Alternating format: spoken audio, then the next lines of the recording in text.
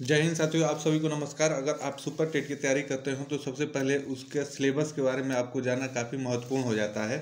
तो आइए इस वीडियो में हम आज चर्चा करेंगे जो आपके मैथ के अंतर्गत यानी गणित विषय के अंतर्गत जो आपका सिलेबस दिया हुआ है, तो सिलेबस पे चर्चा करेंगे। तो आप सिलेबस अगर उठा के देखेंगे तो आप वहाँ पे देखेंगे कि आपके 18 से 19 टॉपिक दिए गए हैं जहाँ से आपके प्रश्न पूछे जाते हैं और 20 ही प्रश्न आने हैं। तो आप देखेंगे कि कई कई ऐसे टॉपिक हैं जहाँ से आपके प्रश्न अभी तक नहीं पूछे गए। आप देखेंगे कि पीछे 2 भर्तियाँ हुई हैं, 68,500 और 69,000। उनमें कौन कौन से प्रश्न किस टॉपिक से पूछे गए थे, ये भी हम इस वीडियो में चर्चा करते हुए चलेंगे। तो आपके लिए काफ़ी मददगार साबित होगा, काफ़ी हेल्पफुल होगा। तो आइए इस सिलेबस को पहले अच्छे से देख लेते हैं, समझ लेते हैं, क्योंकि जब तक आप सिलेबस को अच्छे से देखे समझे नहीं रहेंगे तो आप तैयारी अच्छे सीक्वेंस पे नहीं कर पाएंगे। तो आइए सबसे पहले देखेंगे। तो आप देखेंगे कि पहला टॉपिक दिया हुआ है आपका सिलेबस में अंकीय क्षमता करके। तो अंकीय क्षमता के अंतर्गत आप देखेंगे, अंकीय क्षमता लिखने को तो लिख दिया है, अब उसके अंतर्गत क्या क्या आपको पढ़ना है तो आप देखेंगे। आपका संख्या पद्धति आ जाता है, उसके बाद इकाई का अंक आ जाता है, उसके बाद विभाजिता का नियम आ जाता है। तो आप देखेंगे कि इसमें आपका जो संख्या पद्धति है, इससे आप एक प्रश्न आपका बना था 69,000 में। आप देखेंगे एक प्रश्न आपको यहाँ से देखने को मिला था। बाकी 2 टॉपिकों से आपको प्रश्न देखने को नहीं मिले थे, लेकिन आपको ये भी दोनों पढ़ना है, ये भी महत्वपूर्ण है, आपसे आप आगे पूछ सकता है। वही अगले टॉपिक की बात करें तो वहाँ पे देखेंगे आप गणितीय संक्रियाएं दिया हुआ है। तो गणितीय संक्रियाएं के अंतर्गत आप देखेंगे आपको क्या क्या पढ़ना है वो आपको यहाँ पे बता रहे हैं। तो आप यहाँ पे देखेंगे आपको वर्ग पढ़ना है, वर्गमूल पढ़ना है, घनमूल पढ़ना है। तो ये आपके लिए काफ़ी महत्वपूर्ण है, क्योंकि आप देखेंगे कि यहाँ से प्रश्न आपके 69,000 में भी एक पूछे गए थे और 68,500 में भी एक पूछे गए थे। तो इसलिए ये टॉपिक आपके लिए महत्वपूर्ण है। वही आप मसल लसल से भी आप देखेंगे प्रश्न बनते हैं, बने नहीं थे दोनों परीक्षाओं में, इस बार बनने की उम्मीद है, तो आपको ये भी देखना है। उसके बाद सरलीकरण से देखेंगे, 68,500 में एक प्रश्न आपका यहाँ से भी बना था, तो ये भी महत्वपूर्ण है। वही दशमलव की बात करें तो दशमलव से प्रश्न अभी तक आप देखेंगे दोनों परीक्षाओं में नहीं देखने को मिला है, लेकिन आपका सिलेबस में है, तो आपको ये भी पढ़ना है। दशमलव की अवधारणा और संक्रियाएं पढ़ना है। उसके बाद देखेंगे दशमलव संख्या का स्थानीय मान आपको पढ़ना है। उसके बाद आइए वही आगे देखते हैं। तो आगे देखेंगे स्थानीय मान का भी टॉपिक दिया हुआ है। तो स्थानीय मान में आपको स्थानीय मान, जातीय मान, बीजांक, पूर्णांक पढ़ना है। अब देखेंगे जो स्थानीय मान है और जातीय मान है, इससे मिला के आपके 68,500 में एक प्रश्न पूछा गया था, तो ये भी आपके लिए महत्वपूर्ण है। वही आगे देखेंगे भिन्न की बात करें तो भिन्न से भी देखेंगे प्रश्न आपके बने हुए हैं। भिन्न की अवधारणा, प्रकार, संक्रियाएं से आपको 69,000 में एक प्रश्न देखने को मिला था। उसके बाद आपका 68,500 में एक प्रश्न देखने को मिला था। तो ये भी टॉपिक काफ़ी महत्वपूर्ण हो जाता है।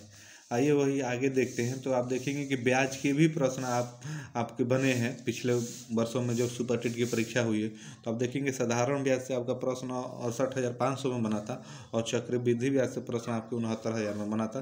तो ये आपका साधारण ब्याज वाला भी टॉपिक काफ़ी महत्वपूर्ण है, यहाँ से भी प्रश्न देखने को मिलेंगे।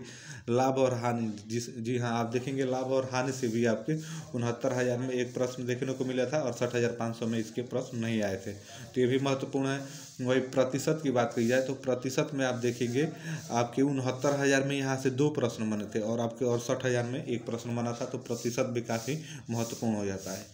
आइए वही आगे देखे थे। तो आप देखेंगे विभाज्यता का जो नियम पहले ही मैंने बताया, तो वो भी आपका सिलेबस में है, तो ये भी आपके लिए महत्वपूर्ण हो जाता है। यहाँ से भी आपको प्रश्न देखने को मिलेंगे। गुणनखंड काफ़ी महत्वपूर्ण है। गुणनखंड से आप देखेंगे 68,500 में भी एक प्रश्न बना था, 69,000 में भी एक प्रश्न बना था, तो इसको भी आपको पढ़ना है। ऐकिक जो नियम होता है, ऐकिक नियम से भी आपके प्रश्न आपके देखेंगे सुपर टेट में बनते हैं। 69,000 में एक प्रश्न यहाँ से भी बना था, तो ये भी आपके लिए टॉपिक महत्वपूर्ण हो जाता है। आइए वही आगे देखते हैं। तो सामान्य बीजगणित, ये आपके लिए काफ़ी महत्वपूर्ण है, क्योंकि आप यहाँ से देखेंगे तो 69,000 में एक प्रश्न बना हुआ है और 68,500 में 2 प्रश्न बने हुए हैं। तो सामान्य बीजगणित आपके लिए महत्वपूर्ण हो जाता है। आप देखेंगे सूत्रों पर आधारित यहाँ से प्रश्न आपके पूछे जाते हैं। तो जो बीजगणित के सामान्य सूत्र होते हैं आपको वो पता होने चाहिए।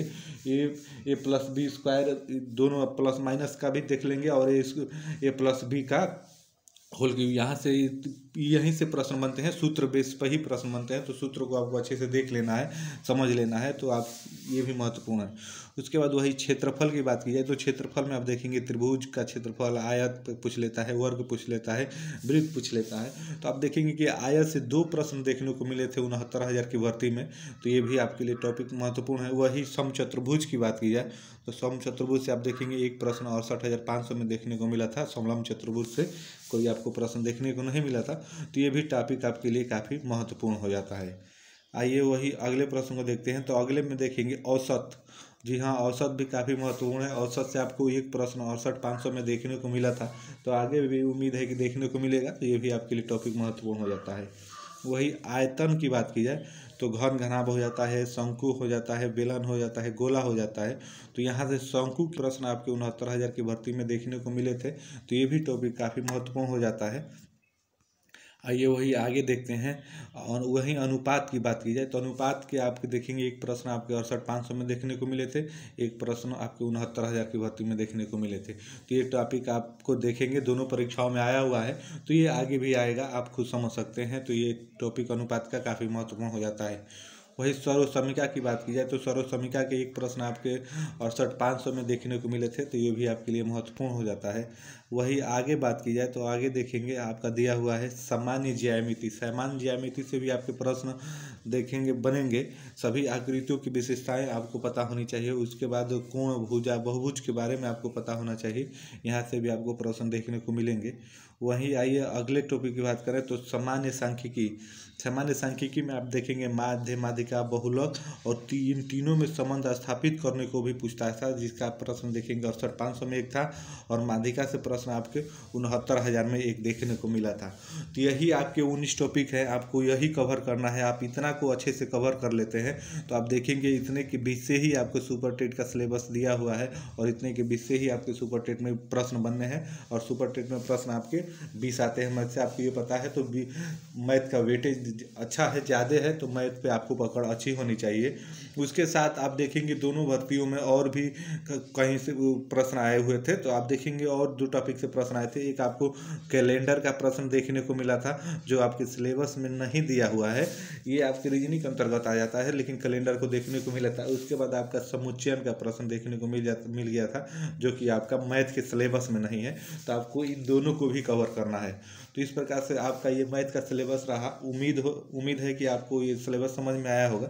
तो आप इसी के सीक्वेंस में पढ़ेंगे और अपनी तैयारी को आयाम देंगे। सिलेबस वाइज अगर पढ़ाई करेंगे तभी आप पूरा कर पाएंगे सिलेबस को और अच्छे से समझ पाएंगे। तो कैसी लगी वीडियो आपको कमेंट करके ज़रूर बताइएगा। तो फिर मिलते हैं नेक्स्ट वीडियो में, तब तक के लिए आप सभी को जय हिंद, धन्यवाद।